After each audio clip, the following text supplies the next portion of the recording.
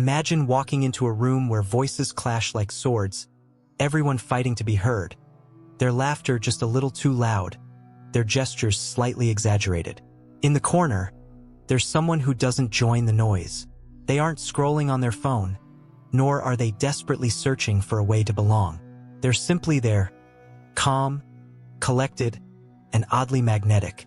People glance at them, and when their eyes meet, there's an almost disarming intensity.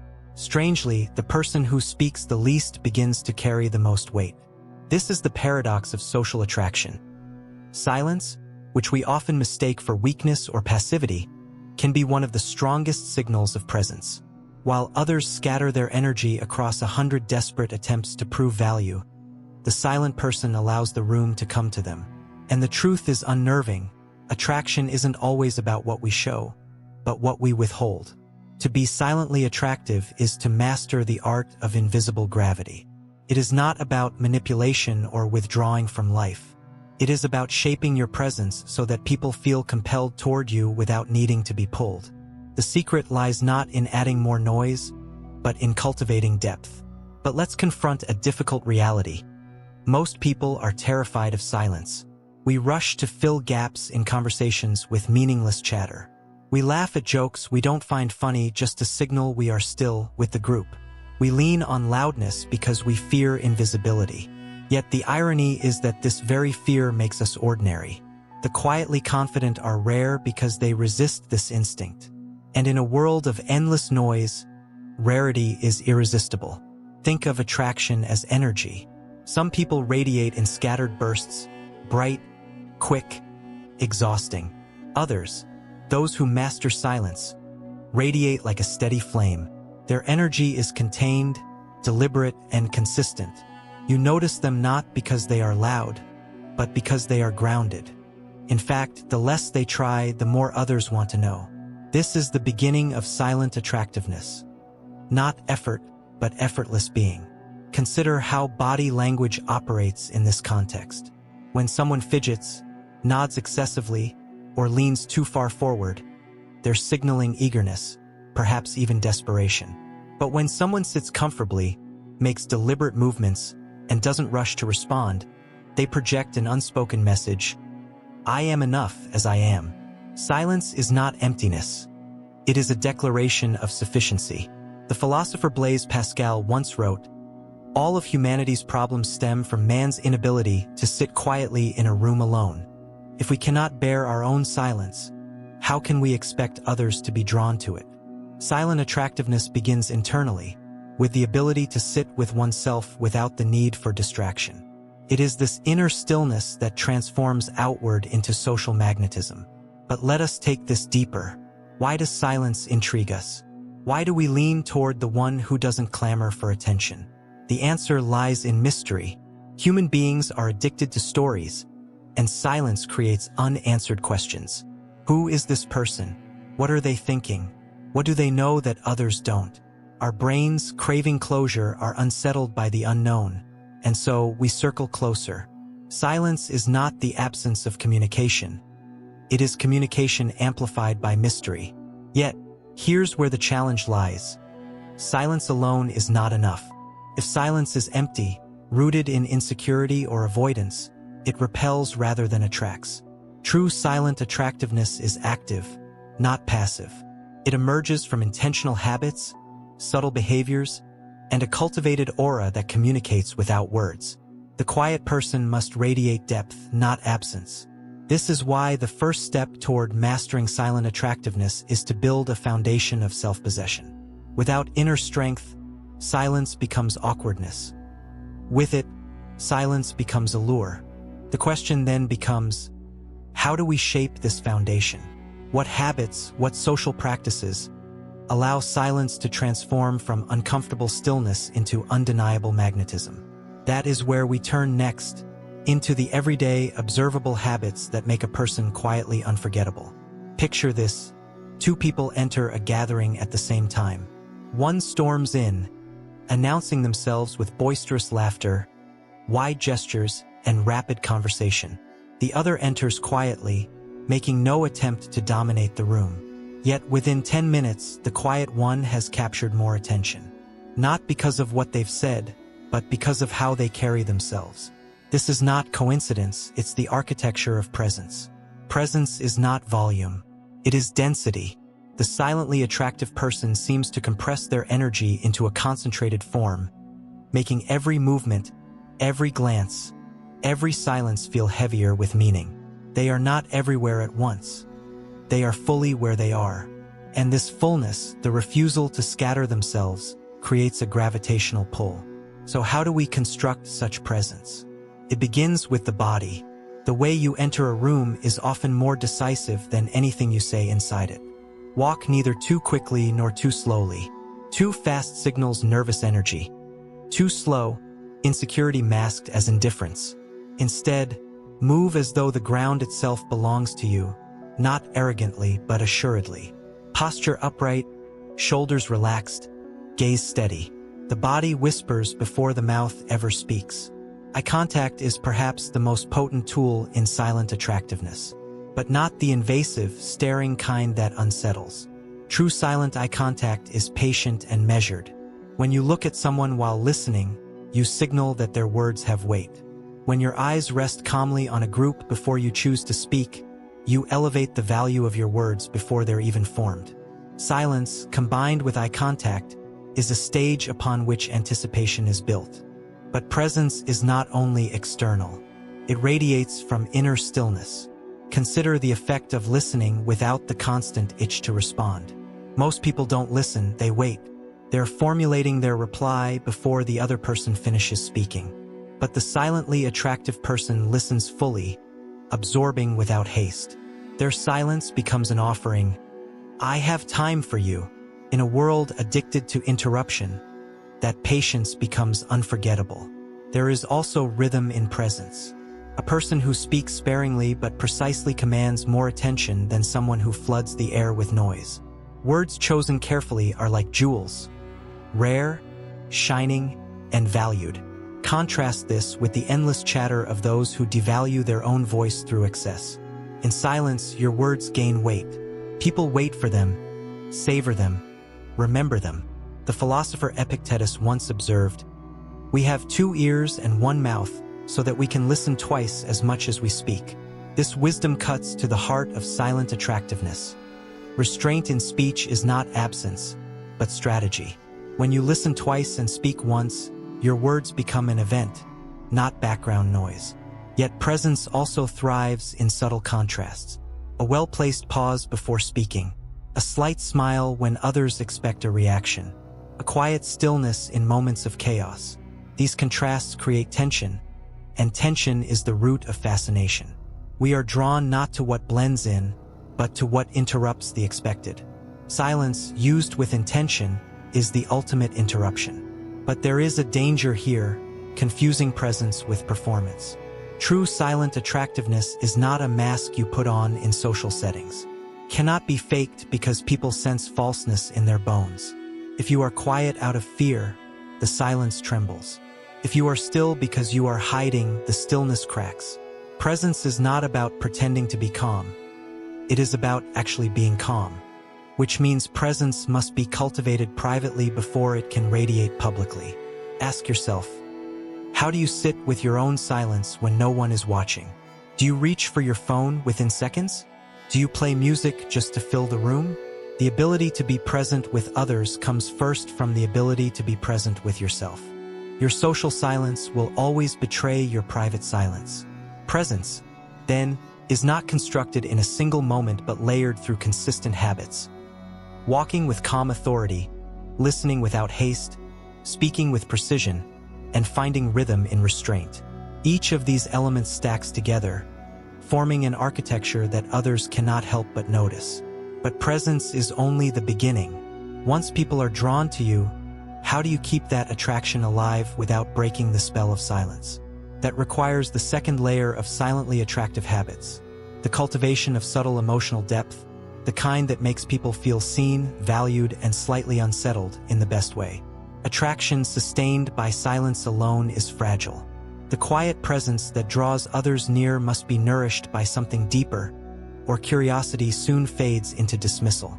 What holds people in your orbit is not just stillness, but the sense that behind that stillness lies an entire inner world, layered, textured, and quietly alive.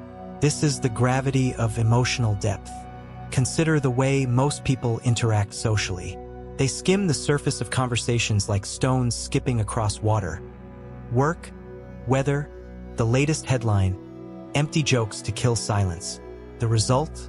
Forgettable exchanges, names that evaporate from memory. By contrast, the silently attractive person does not skim. They sink. Their words, though few, touch the undercurrent of emotion that others unconsciously crave. What makes this possible is not theatrical vulnerability or oversharing. Depth reveals itself subtly, in the questions you ask, in the pauses you allow, in the way you make others feel heard without rushing to plaster over their discomfort. For instance, while one person may ask, "How was your weekend?" the one with emotional gravity might ask, "What's one moment from your week that stayed with you?" One question brushes the surface, the other opens a doorway. Depth doesn't demand answers, it invites them. Emotional depth is also expressed in the ability to be fully attuned. When someone speaks, are you scanning the room for who else to greet? Or are you present enough to notice the hesitation in their voice, the slight drop in their tone when they mention a particular subject? Silence sharpens your awareness. By not rushing to speak, you begin to see what others miss. And when you respond, not with platitudes but with genuine acknowledgement, people feel something rare, recognition. There is also a subtle art to withholding. The silently attractive person does not reveal themselves all at once. They allow mystery to remain, like shadows that give shape to light. They share pieces of themselves selectively, leaving others wanting more. This is not about secrecy for its own sake, but about pacing, knowing that the depth of your character should be revealed gradually, like chapters of a book that can't be devoured in a single sitting. The philosopher Soren Kierkegaard once remarked, "The most common form of despair is not being who you are. To embody silent attractiveness is to live in opposition to this despair, to know who you are so fully that you do not need to constantly announce it." Your depth is not a performance. It is authenticity that radiates without self-advertisement. But how does one cultivate this authenticity? Start by engaging deeply with life itself.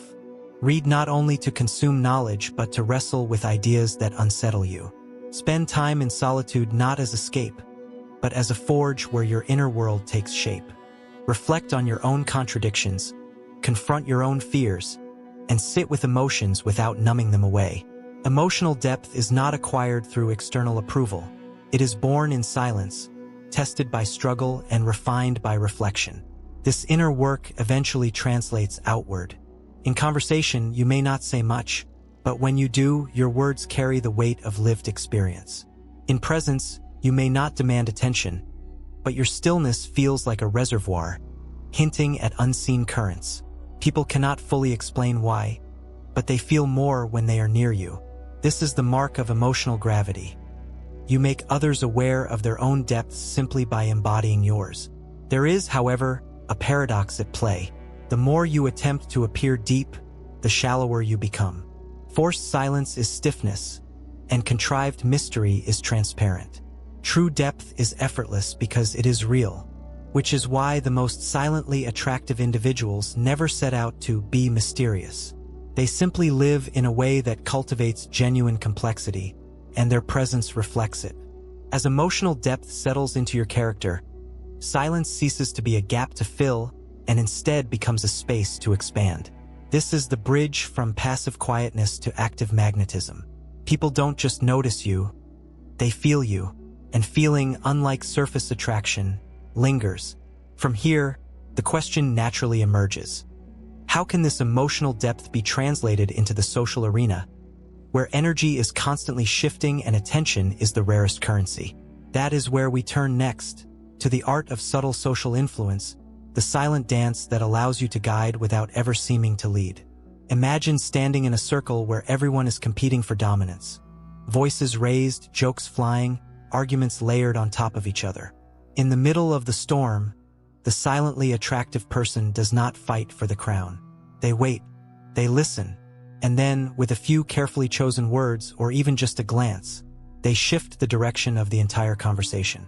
No force, no noise, just quiet influence. This is the silent dance of social power. Influence is often misunderstood as control, but true influence is guidance. The silently attractive person doesn't demand compliance or manipulate with obvious tactics. Instead, they create currents that others drift into naturally. They don't swim against the tide. They alter the tide itself. How does this happen? First, through restraint.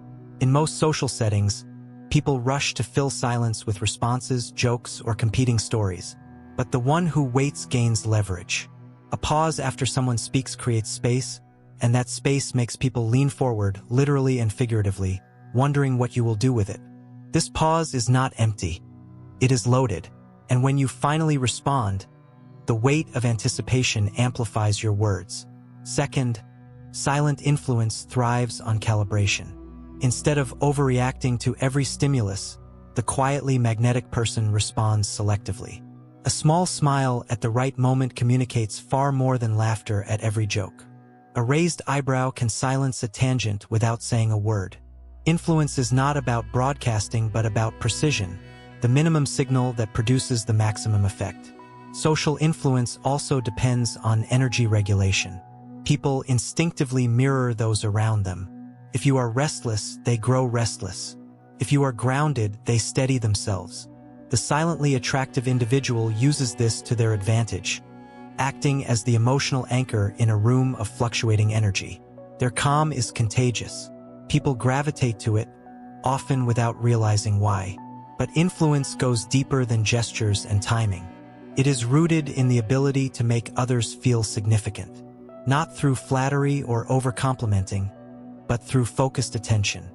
When you ask someone a question that reveals you truly listened to what they said earlier, you establish a bond stronger than a dozen surface-level interactions. Influence is not the art of making yourself bigger. It is the art of making others feel seen. And paradoxically, the more you elevate others, the more magnetic you become. Consider how silence functions in disagreements. Most people, when challenged, escalate. They raise their voices, defend their position, pile on evidence to protect their ego. The silently attractive person, however, listens calmly, perhaps even nodding slightly. Their silence unsettles the aggressor because it refuses to provide the friction they expect. And when they finally respond, it is with precision, not volume. A soft but certain voice carries more authority than a loud defensive one. The philosopher Lao Tzu once said, "He who knows does not speak. He who speaks does not know." While taken literally, this would dismiss all communication. Its spirit reveals something profound. Wisdom is often communicated through restraint. Silence itself becomes a statement, a refusal to be dragged into noise, a reminder that true influence requires no performance. But make no mistake, this does not mean passivity. Silent influence is active. It requires awareness of group dynamics, sensitivity to emotional undercurrents, and the courage to hold back when ego wants to rush forward. It is not about disappearing, but about being deliberate. You step into the dance not by forcing steps, but by listening for the rhythm others ignore. The reward of such influence is lasting respect. People may forget who shouted the loudest at the party, but they remember the one whose calm shifted the entire tone. They may not recall the specific words you spoke, but they remember how your presence changed the room. Influence that is loud fades. Influence that is quiet endures.